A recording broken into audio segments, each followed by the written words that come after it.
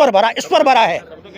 संविधान बड़ा नहीं है। संविधान बड़ा क्या होता है? तो संविधान शरण में आप क्यों गए? ईश्वर के द्वारा ही मनुष्य बना है। कोर्ट गए मनुष्य ने ही संविधान लिखा है। मेरा कहने मतलब एक ही आदमी संविधान लिखा नहीं। ये है हिंदू धर्म या कहें सनातन धर्म, जहाँ पर कि जो सनातन शब्द को अब जो लेने का काम किया जा रहा है। भगवान बुद्ध ने कहा सनातन की परिभाषित करते हुए कि ना ही वेरेन वेरानी समन्ति अवेरेन च समन्ति ऐस धर्मो सनातनो, यानी कि जो सिद्धांत जो बात कभी बदलती ना हो, सार्वजनिक है, सार्वकालिक है, सार्वभौमिक है, वो सनातन है। लेकिन जो बात हर पल बदल जाए, अभी हमने आपके सामने जो एक चौपाई की पर बात की और वो हर पल बदल शूद्र पशुनारी सकल तारना के अधिकारी। तारना शब्द का ही मात्र भावार्थ बताओ। तारना का मतलब होता है शिक्षा, तारना का मतलब होता है ये जो तारना शब्द, ये जो तारना शब्द का जो अर्थ वो अभी जो है आया है, ये कब से बदला गया है? बदला ही है शुरू से ही बाबा। जो पुरानी रामचरितमानस है उसमें ये अर्थ नहीं है, उसमें तारना का अप्रतार नहीं है,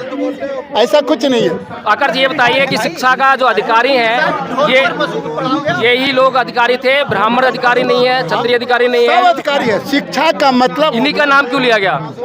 ये बताइए। ढोल का मतलब क्या? ढोल को आप कैसे शिक्षित करें? न्यायालय जो है आपके साथ में न्याय नहीं कर रहा है, तो इसमें भगवान का कहीं दोष है या नहीं है? बिल्कुल, भगवान का दोष क्यों नहीं होगा? हमारे कर्म का भी दोष है। नहीं, भगवान का तो पूरा दोष है, क्योंकि आपको भी भगवान ने बनाया है। बिल्कुल। और उस न्यायपालिका में बैठे हुए जज को भी उसने बनाया है। हाँ। तो यानी कि आपके अंदर जो इतनी बुद्धि दी है कि आप जो है धार्मिक आचरण कर रहे हैं, उस जज के अंदर नहीं दी है, तो इसमें भगवान का दोष है। तो आपने वो जो चौपाई थी जिस पर विवाद हुआ था, उसके बगैर सुंदरकांड पाठ किया है या उसके साथ में किया है? नहीं, वो तो मेरे साथ ही चलता है। अपनी समझ है। वो चौपाई का अगर भावार्थ लेंगे तो घंटों 2 घंटा लगेगा। उस चौपाई का भावार्थ बहुत सुंदर है। बहुजन मीडिया, और आज बहुजन मीडिया उपस्थित है जंतर मंतर पर, और जंतर मंतर पर जो है यहाँ पर एक पंडित जी जो है धरना पे बैठे हैं और उनकी कुछ समस्या है। आइए जानने का प्रयास करते हैं पहले कि उनकी समस्या क्या है और उनकी समस्या का समाधान क्या हो सकता है और उनकी समस्या का समाधान करने का क्या साधन उन्होंने अपनाया है। नमस्कार पंडित जी, आपकी समस्या क्या है?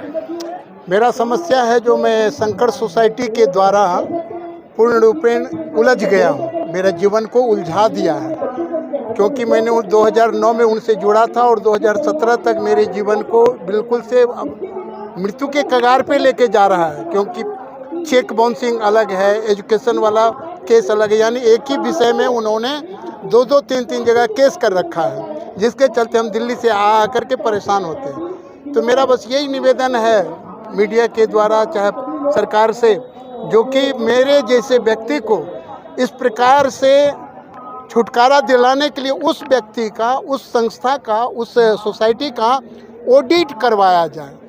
ऑडिट करवा करके यह पता चल जाएगा जो कि क्या मैं दोषी हूं, अगर तो मुझे सज़ा मिल जाए, कोई आपत्ति नहीं। अगर वो दोषी है तो फिर मैं झूठ का सज़ा क्यों भोगूं? बस इतना ही मेरा निवेदन है। तो पंडित जी, आपने जो है यहाँ पर अपनी समस्या का समाधान करने के लिए धरना प्रदर्शन का सहारा लिया है। जी जी। तो आप गृहस्थ हैं या सन्यासी हैं? नहीं, हम गृहस्थ हैं। गृहस्थ हैं। हाँ। तो हिंदू धर्म के माध्यम से आप जो है अपनी समस्या समाधान चाहते हैं? जी, हम रामचरितमानस की आश्रय लेकर के, सुंदरकांड की आश्रय लेकर के, सुंदरकांड की सूत्र के द्वारा ये चाहता हूँ जो कि मुझे न्याय मिले। तो आपको न्यायपालिका में विश्वास है या ईश्वर में विश्वास है? ईश्वर में भी विश्वास है और न्यायपालिका में भी विश्वास है। न्यायपालिका में 2019 से केस चल रहा है।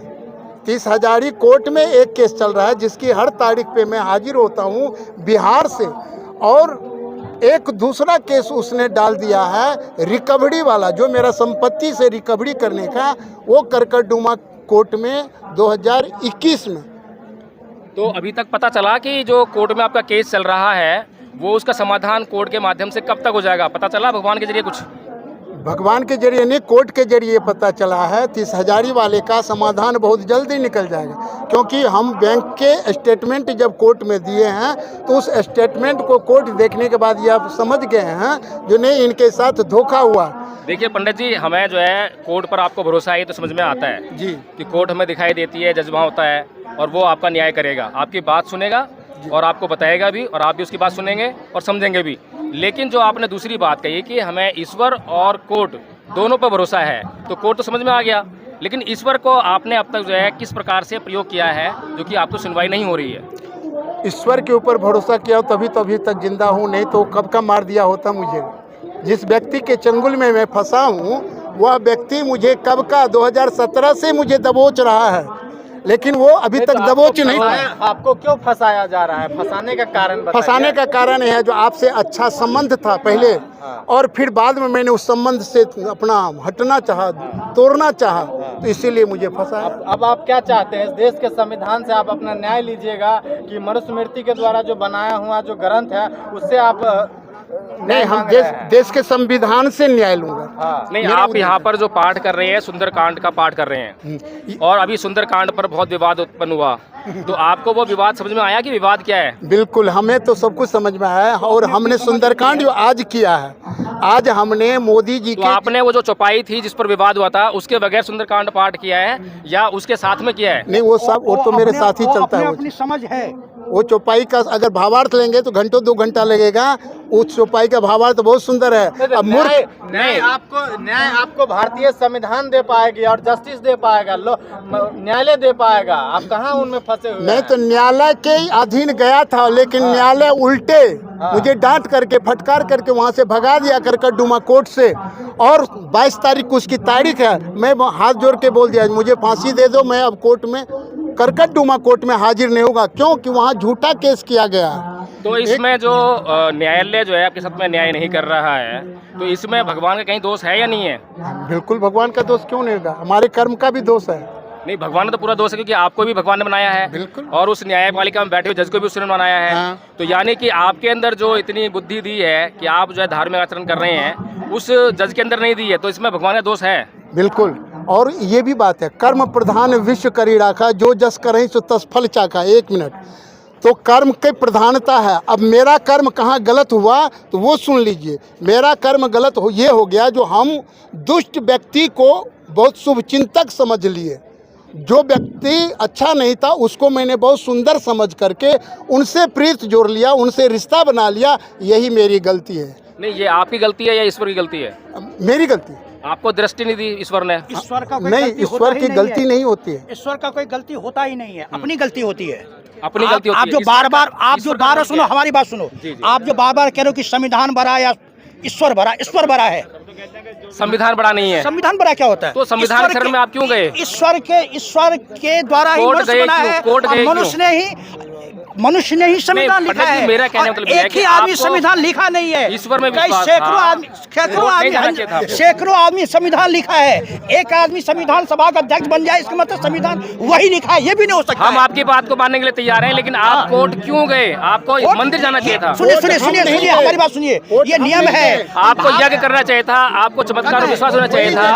हम शुरू किया हूँ यही तो कोर्ट से आपने केस विड्रॉ कर लिया क्या? नहीं, हम क्यों विड्रॉ करेंगे, हम तो केस किए ही नहीं है। मतलब भगवान पे ईश्वर पे भरोसा नहीं है, अभी भी आप संविधान में भरोसा कर रहे हैं? नहीं, हमने केस किया नहीं, मेरी बात को समझिए। चलिए ये बताइए, जो चौपाई की मैं बात कर रहा था, उस चौपाई का आप भाव कह रहे हैं घंटे 2 घंटे लगेंगे, लेकिन उसका अर्थ में तो 1 मिनट लगना है बस। अर्थ बताइए। शूद्र पशु ढोल गवार शूद्र पशु नारी सकल तारना के अधिकारी। तारना शब्द का ही मात्र भावार्थ बताओ। तारना का मतलब होता है शिक्षा, तारना का मतलब होता है ये जो तारना शब्द, ये जो तारना शब्द का जो अर्थ वो अभी जो है आया है, ये कब से बदला गया है? बदलाई है शुरू से ही बाबा। जो पुरानी रामचरितमानस है उसमें ये अर्थ नहीं है, उसमें तारना का अप्रतार नहीं है। ऐसा कुछ नहीं है। आकर ये बताइए कि शिक्षा का जो अधिकारी है, यही लोग अधिकारी थे, ब्राह्मण अधिकारी नहीं है, क्षत्रिय अधिकारी नहीं सब है। अधिकारी है। शिक्षा का मतलब इन्हीं का नाम क्यों लिया गया?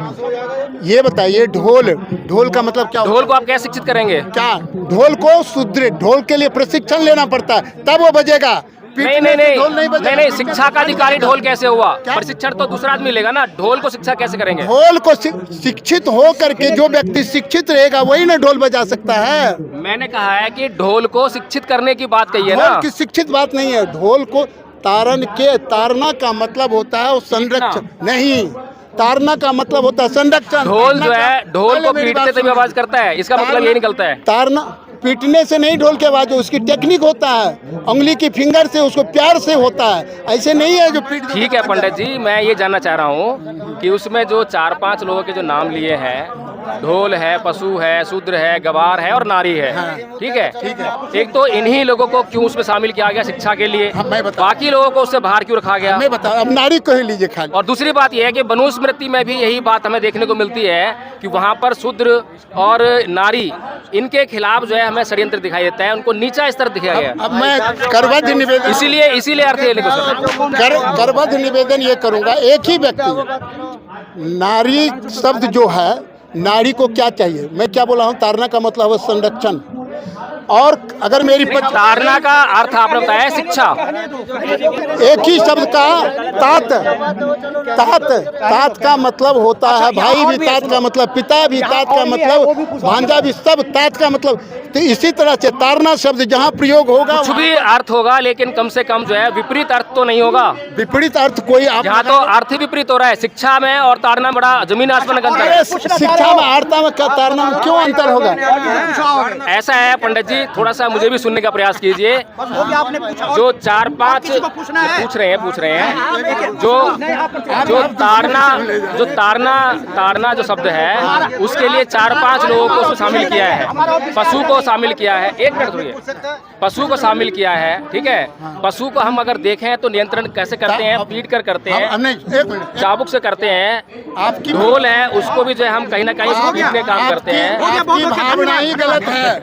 तो ये है हिंदू धर्म या कहें सनातन धर्म, जहाँ पर कि जो सनातन शब्द को अब्जल लेने का काम किया जा रहा है। भगवान बुद्ध ने कहा सनातन की परिभाषित करते हुए कि ना ही वेरेन वेरानी समित अवेरेन च समन्ति ऐस तमो सनातनो, यानी कि जो सिद्धांत, जो बात कभी बदलती ना हो, सार्वजनिक है, सार्वकालिक है, सार्वभौमिक है, वो सनातन है। लेकिन जो बात हर पल बदल जाए, अभी हमने आपके सामने जो एक चौपाई की पर बात की और वो हर पल बदल रही है, कभी कुछ अर्थ निकल रहा है, कभी कुछ अर्थ निकल रहा है, भाव भी अलग निकलेगा, लेकिन जो है उस पर कहीं पर भी एक अर्थ सामान्य तौर पर नहीं लिया जाता। इसीलिए जो है ये देखना चाहिए हमें जो है कि ये जो सनातन धर्म ओढ़ तो लिया है, लेकिन उसके नियम, कायदे, कानून जो है हर पल हर क्षण बदल रहे हैं। इसको सनातन नहीं कहा जाता है। सनातन केवल और केवल बुद्ध के वो सिद्धांत हैं, नियम हैं, जो हर परिस्थिति में, हर काल में, हर देश में जो है मनुष्य का कल्याण करते हैं।